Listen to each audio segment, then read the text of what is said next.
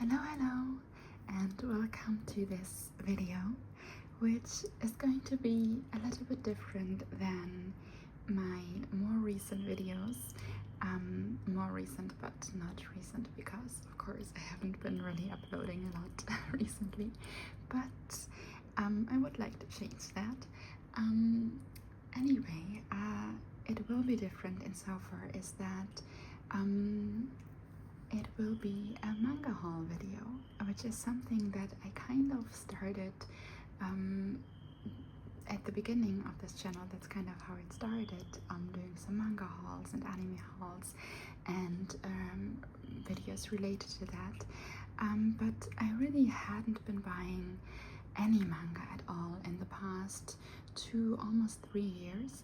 There wasn't really any specific reason for it.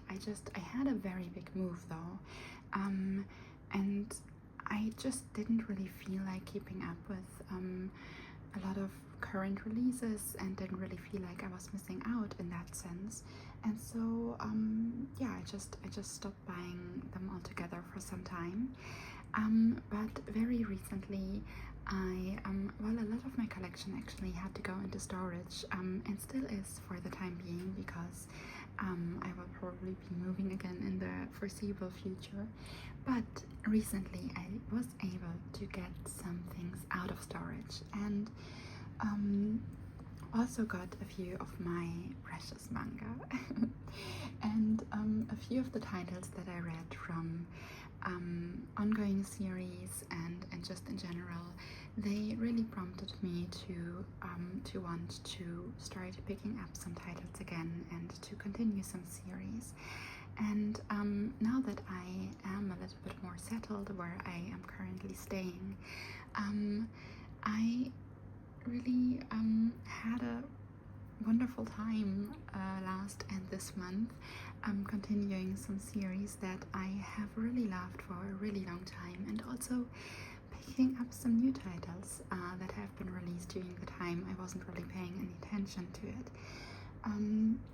So I'm very happy to be able to share this with you, and I hope you enjoy my little well, for me it's a big one anyway, but my little manga haul.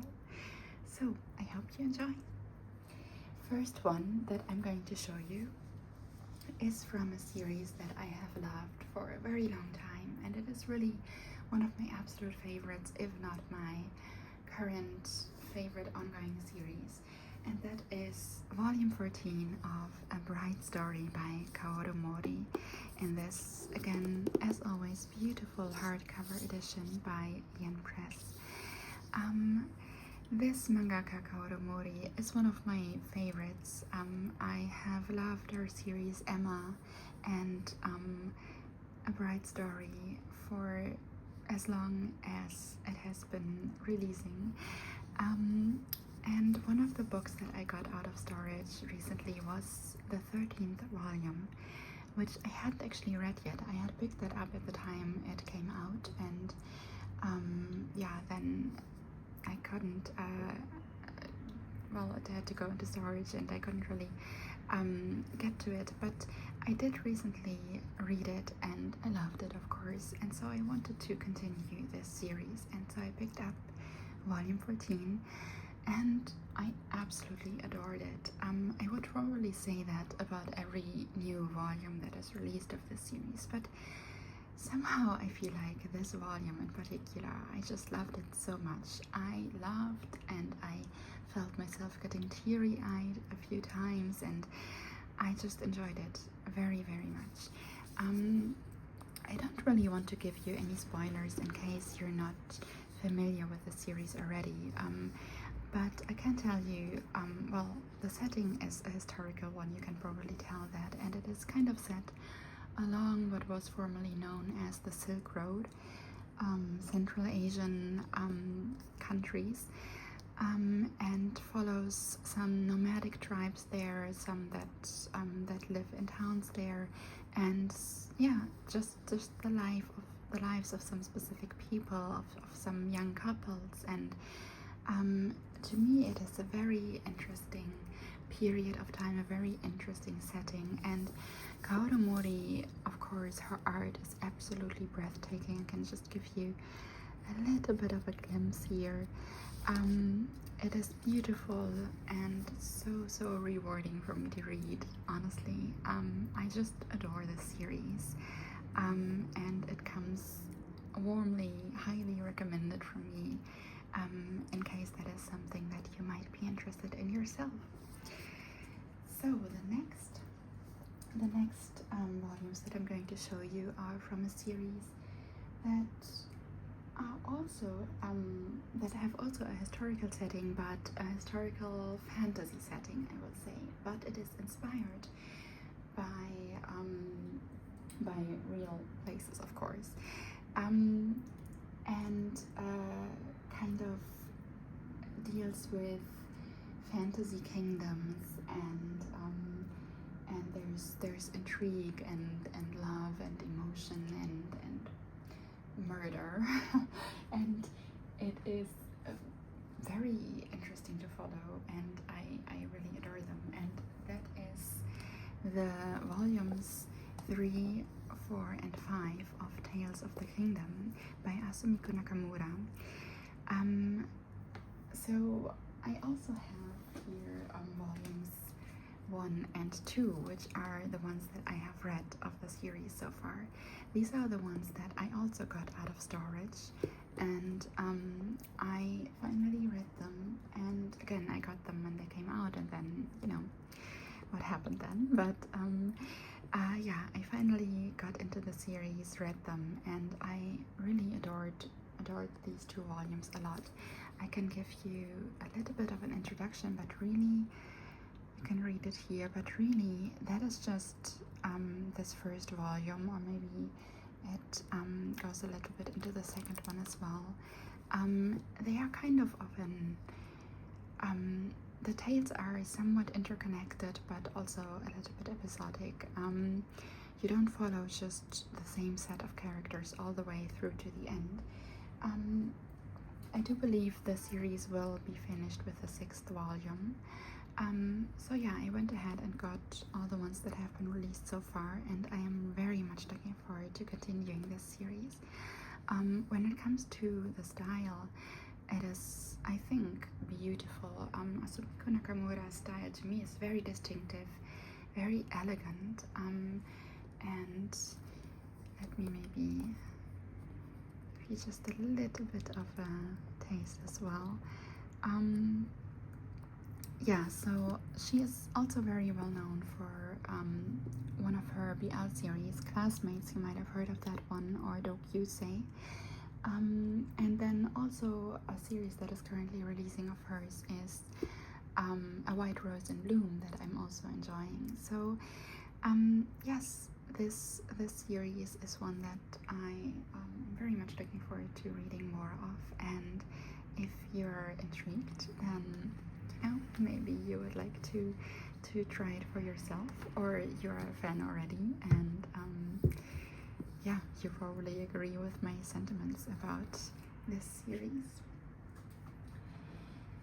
Then the next volume is another of those beautiful Yen Press hardcovers, also a historical setting, but a very different one this time. I think the last 2 were actually a little bit similar, apart from the fact, of course, that Tales of the Kingdom is also fantasy setting,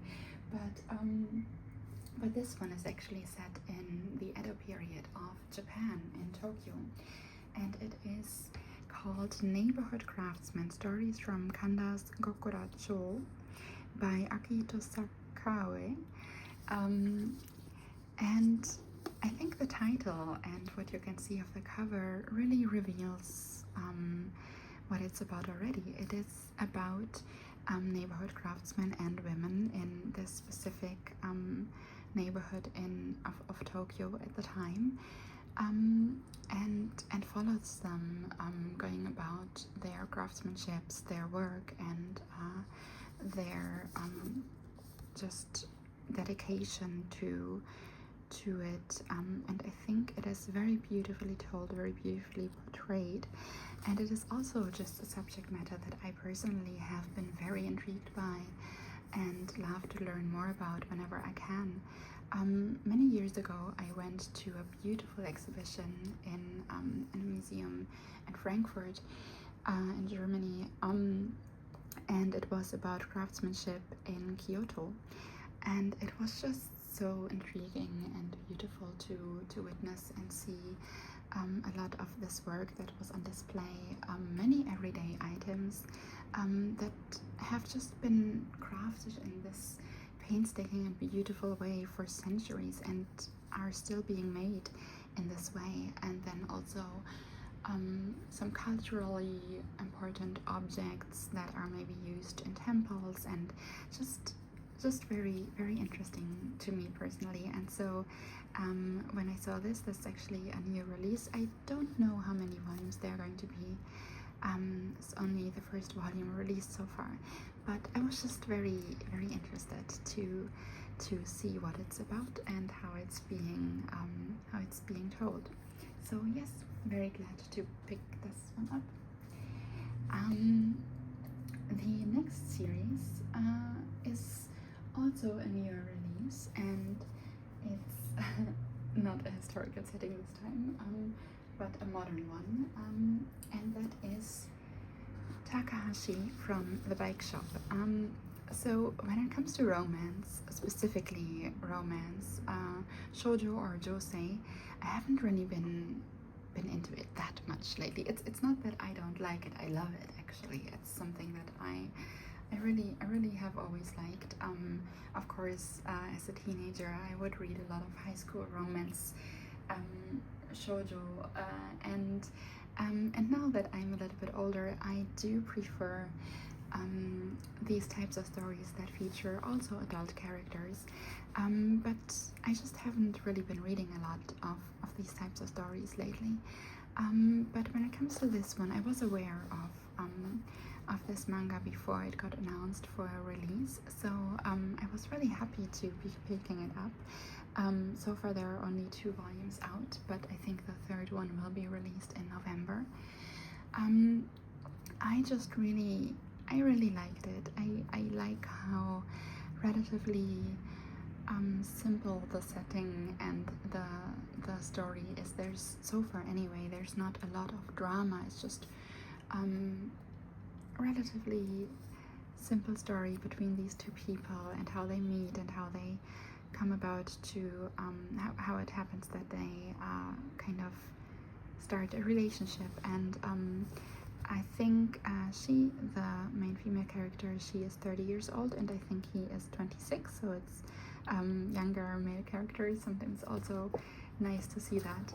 And yeah, so I really enjoyed these 2 volumes, and I'm looking forward to reading more of it. Kind of have a little bit of a introduction here if you like. He's got that rebel look.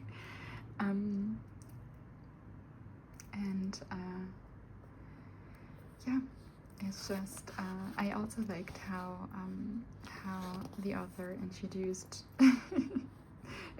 it here. You can see this, it made me chuckle a bit. So yes, I think it's very charming, and looking forward to continuing this series soon. Next we have another romance story, but that one I didn't fall as in love with it as I did with the previous one. It just wasn't as much of a coup de coeur. It wasn't uncharming, but it was a bit of a cover buy, and the thing is, where I used to live before, when it comes to English-speaking English manga releases, I really was never able to just go to a store and browse. I would always have to order them online because they just wouldn't be on display at the stores. But now where I live, I can actually do that. So I have in this haul, I have this one and the next one I'm going to show you. They were both cover buys, and I didn't really know a lot about them. they aren't, both of them, not series that I absolutely fell in love with. Well, the second one I actually really didn't like, but I'm going to talk about that in a second. But this one is Friday at the Atelier, and I wasn't completely uncharmed by it, but it just, again, wasn't as much of a coup de coeur as Takahashi from the Bike Shop was, for example. And in this case, well, there are fish involved, some nude modeling, an artist, and Fridays at his atelier. And that is kind of the gist of it. But here you can have a little bit of a summary of the first, or an introduction if you like. But yes, it is, I think it's a nice enough story so far. I've only read the first volume. I ordered the second one right away though, because I like to read 2 volumes to get kind of into a series, but it only has 4 volumes actually. So if I don't like the second one so much, then I will probably just not continue it. But again, it's not, I didn't think it was bad, I just didn't adore it, you know? And usually I kind of like to only have manga that I adore. Okay, so the next one, that's the one that I, opposite of adored, that I really didn't like. It was a complete cover by, very different in tone than the last ones, and that is Hauntress by Mintaro Mochizuki. You can see the cover. I think anyway it is very beautiful. I really like the somewhat dreamlike, surreal quality to it, and then you have this very ominous, creepy person standing in the entryway and watching this character here sleep. So yeah, I was just pulled in by this cover. I still think it's very beautiful. It's a bit of an older one, I think. I'm not quite sure. Here, 93, yes. And fitting for this month. It's a horror tale, one shot. And I mean, it's very creepy. It's not super scary. It's just very creepy. I just didn't like it. I don't think it was bad. It just wasn't for me. So that's the one, really the one pickup in this haul that, yeah, that I felt this way about. So yes, Hauntress by Minotauro Mochizuki, still beautiful cover, you know.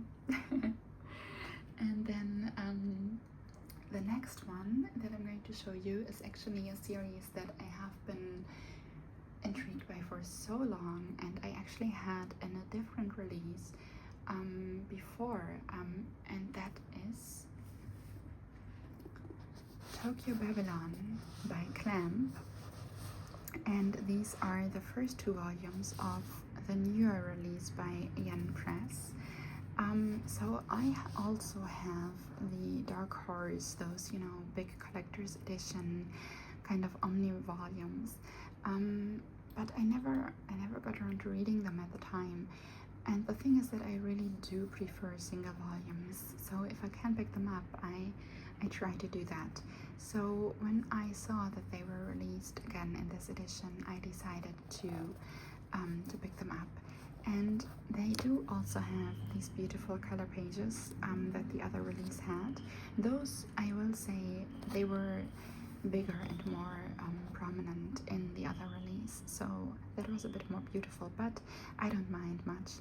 So this one, as far as I know, is a bit of a precursor to X, which that one, along with Cardcaptor Sakura, was really my introduction to Clamp at the time. And these are still the 2 series that I really enjoy most of theirs, I think, and I really would like to revisit X soon. So reading this now, it just fits very well, and also, you know, the mysterious kind of quality and setting, and the occult themes. And another thing that I really love about it is just its style, you know.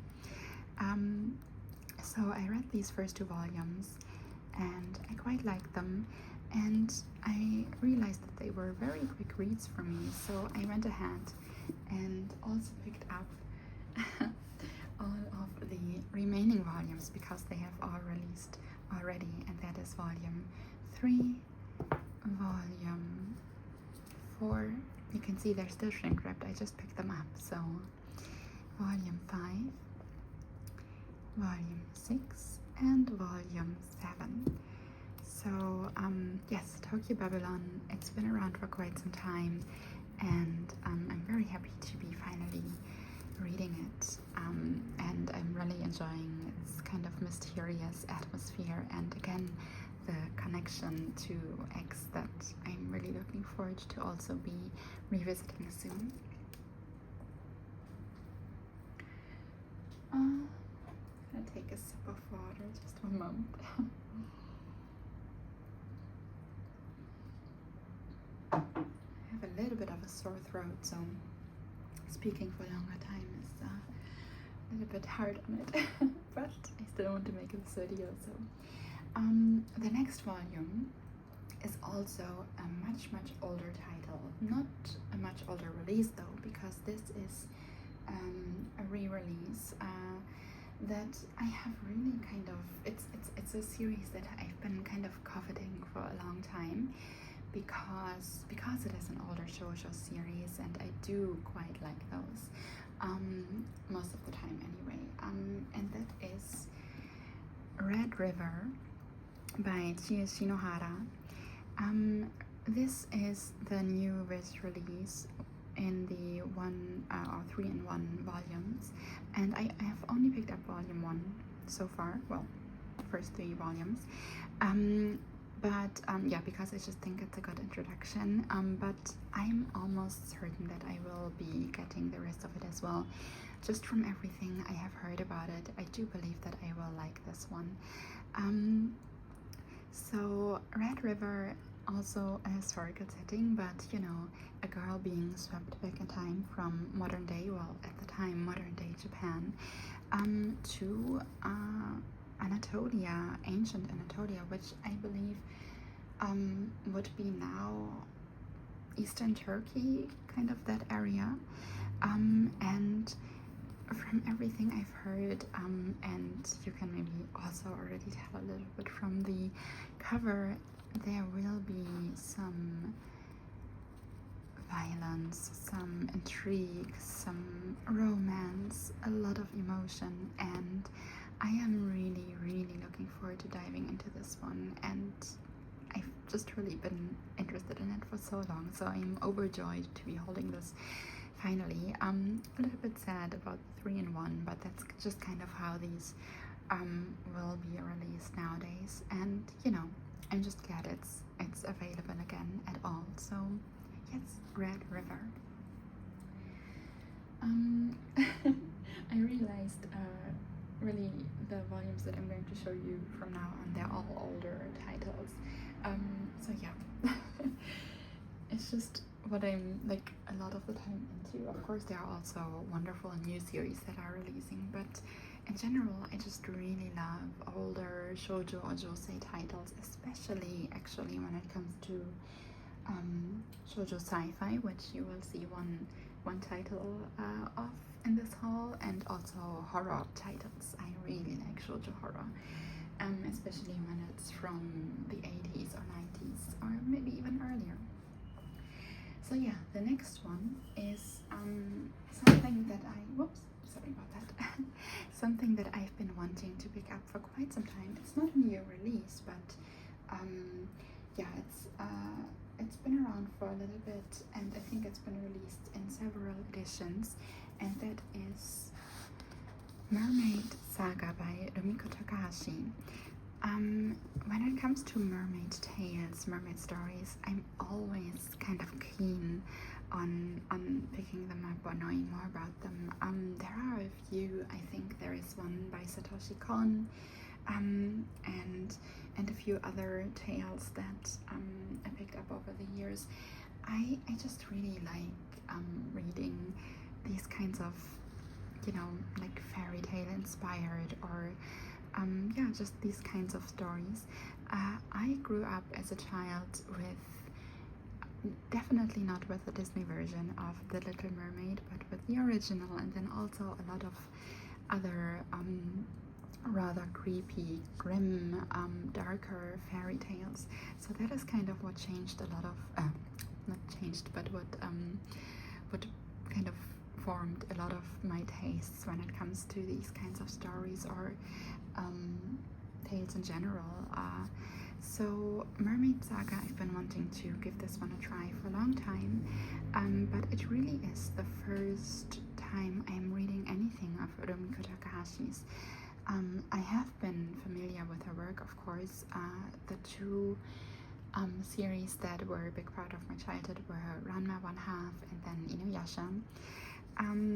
But I never actually read any of hers. So the first one, I did not love it completely, but I did think it was very interesting and I want to reread it at some point.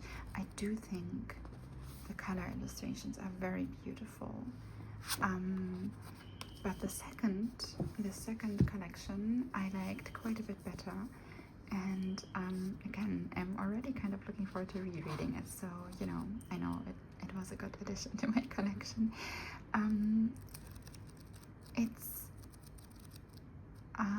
It's creepy. It's kind of dark. It's sad oftentimes. Which mermaids are kind of tragic creatures in many tales, and I think that's kind of what makes them so beautiful also. So yeah, I was very happy to pick this one up and finally be able to read it. And we'll be revisiting this one.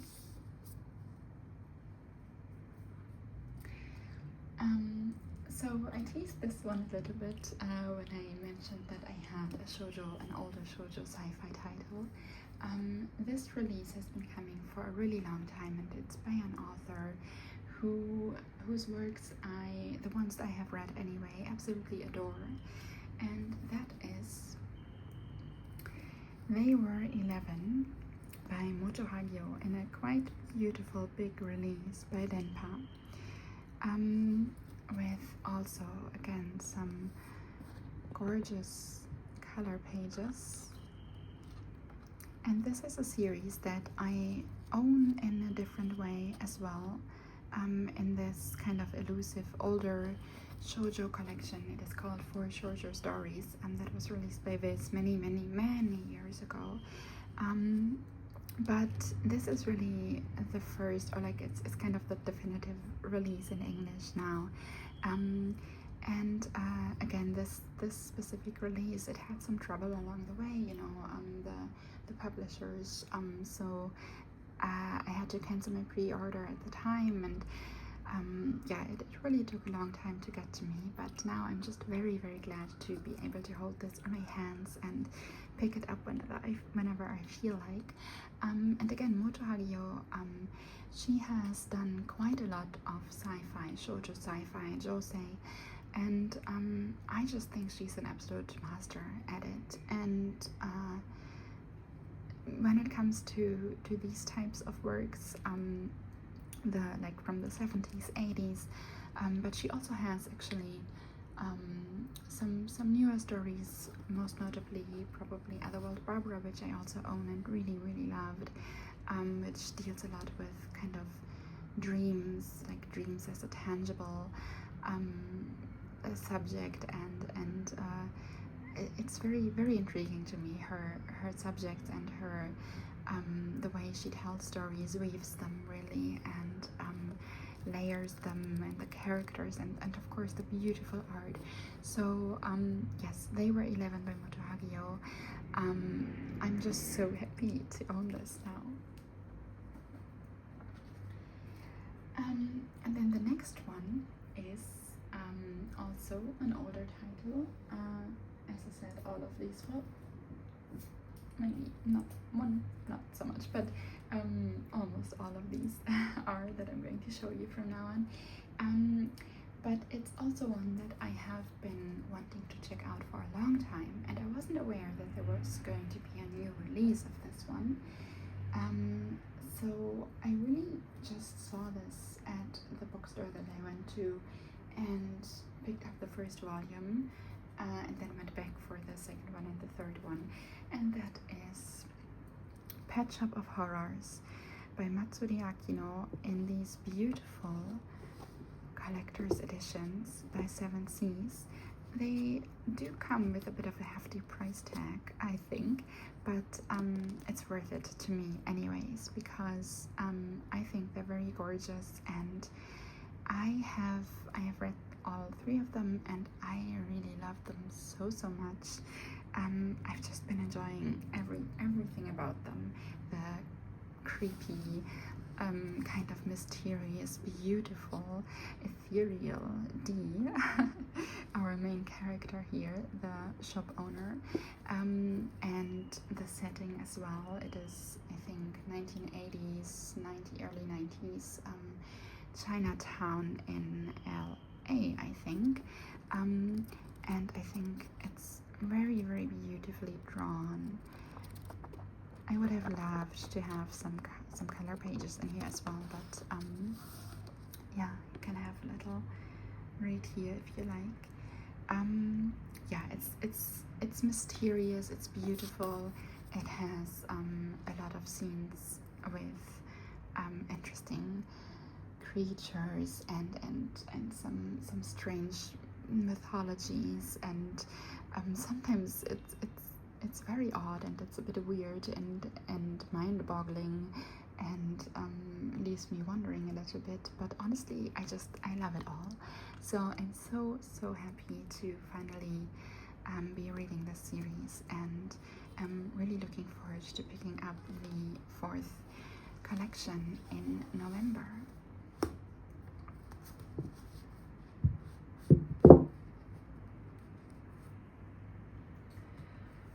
And then one volume that's actually not an old one, that's the only one I think, that is a BL title, and it's only the first volume. I think the second one hasn't released yet.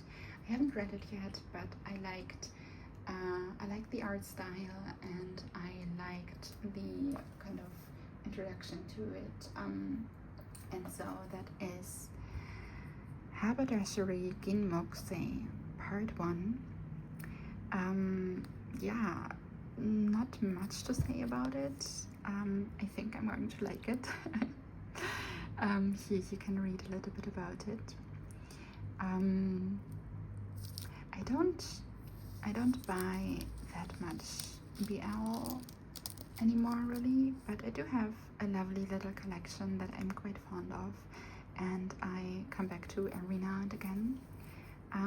So I'm happy to be adding this one to it, and yeah, what can I say? It's, you know, handsome men falling in love and getting all hot and bothered for each other. What's not to like, right? And then the next one is my most recent pickup, actually, and it's also an older title, but it's a very new release, and that is Miss Ruki by Humiko Takano. This one, I wasn't aware of it, even though this author is actually very well known for her manga, but when I learned about it, I kind of looked it up and I learned a little bit more about it, and I immediately knew I was going to have to get this one. I read only a few strips of these stuff, a few comic strips that I was able to read before ordering it, and I thought they were very charming, and I'm really looking forward to reading the rest of them. I also just think it's just a very beautiful, very nice release. It's not hardcover or anything. I just like the paper. It's very, very good paper quality. It's by New York Review Comics, my first release that I'm picking up of theirs. But yes, I think there's also, you can see there's quite a lot of, a bit of information, and then here we have an essay, and yeah, so Miss Zuki by Fumiko Takano. Really looking forward to reading this. And then we have one light novel, which is something that I don't pick up a lot. I don't read a lot of light novels, but this one I had to get. I think the second volume actually just released, but yeah, I just ordered this one so far, and that is The 12 Kingdoms, Book 1, Shadow of the Moon, Shadow of the Sea, Part 1. I absolutely love the anime of the 12 Kingdoms. It's one of my absolute favorites. I love diving into that that world and the mythology and everything about it, and the art as well. I think it is so beautiful. I own 2 of the art books, and I love looking at them. So yeah, when this one was announced, I was very happy, and I'm looking forward to reading this one a lot, like a lot. And I also really want to rewatch the anime, but yeah, maybe I'm gonna dive into this one first. So yeah, The 12 Kingdoms. And then the next one is the last manga that I'm going to show you, and it's quite a special one actually.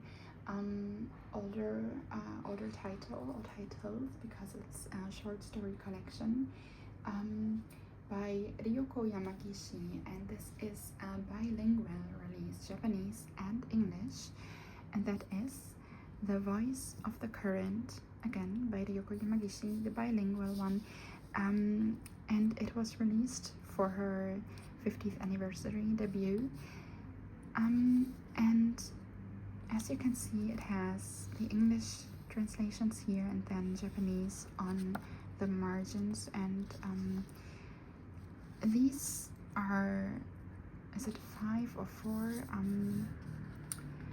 Yes, 5 short stories by her, and they're really all very, so a lot of her stories, and these also specifically, they kind of deal with some occult themes, not all of them, but yeah, some occult themes, some themes of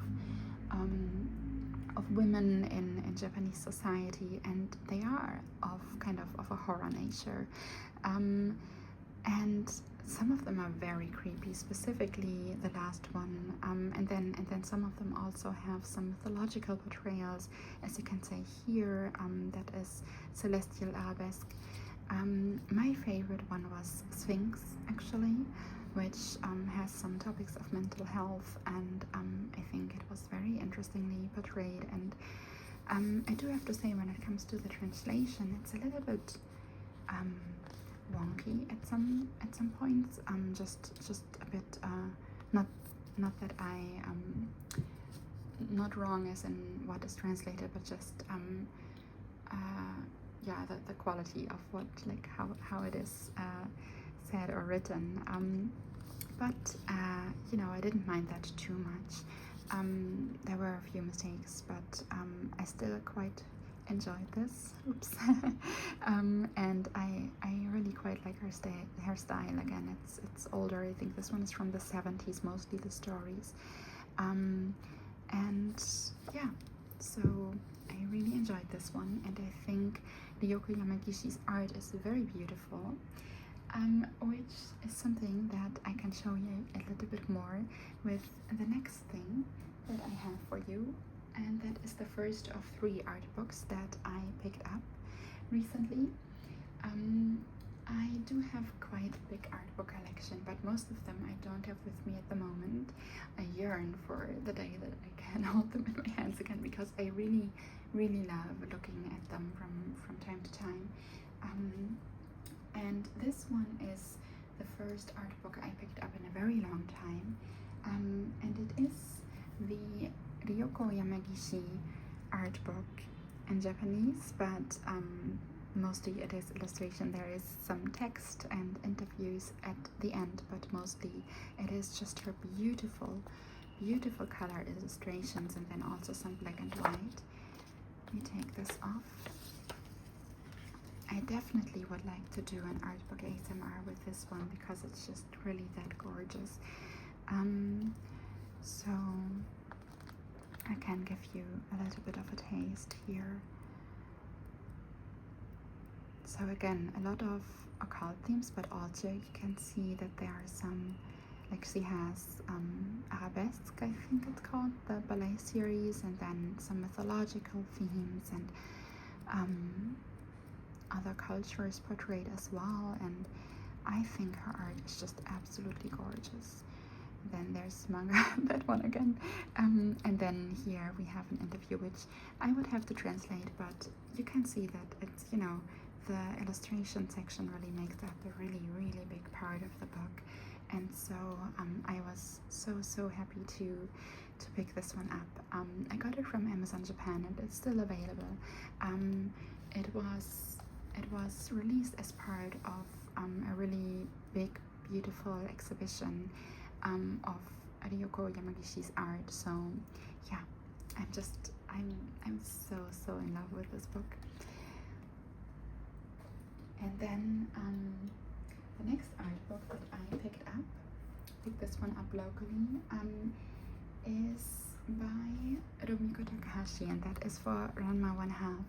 I am aware that very recently a beautiful big art book in English was actually released for Rumiko Takahashi's artwork, combining a lot of her work, but I really wanted something specifically for Ranma 1/2 because I do like the illustrations a lot for it, and this art book does have a lot of beautiful color illustrations. There will also be there's some of that as well, but again, a lot of gorgeous illustrations. So I was very happy to pick this one up and to have something specifically for the series, which I do like a lot. And then last, but as I say, certainly not least, we have this beautiful sketch or doodle collection art book by Ryoko Kui, Daydream Hour, for Delicious in Dungeon, which is a series I adore for so many reasons, and I was so happy to be able to get this one. It's the English release with this very nice paper and just all of these fun, gorgeous illustrations inside, and I already know I will spend quite a few hours poring over this one. Yeah, it's very pretty. So yes, that is all that I have to show you today. Again, for me it is really quite a big haul, but I'm so happy with everything I picked up, almost everything. But the things that I have read and enjoyed so far, they have brought me so much joy, and I'm just so happy to be diving back into reading manga and also having some beautiful books on my shelves again, and art books as well. And yeah, I don't know if this is going to be kind of reoccurring thing. I don't know if I'm going to have many hauls for you in the future to show you, but I do want to make some manga related videos, or maybe comics in general. I would like to maybe do a little, you know, show and tell of some zines that I have, or maybe some spooky titles, as it is the season for this last week, maybe if I get around to it. So yeah, I really enjoyed sharing all of these beautiful titles with you, and I hope you enjoyed listening and following along. So see you soon. Thank you for watching.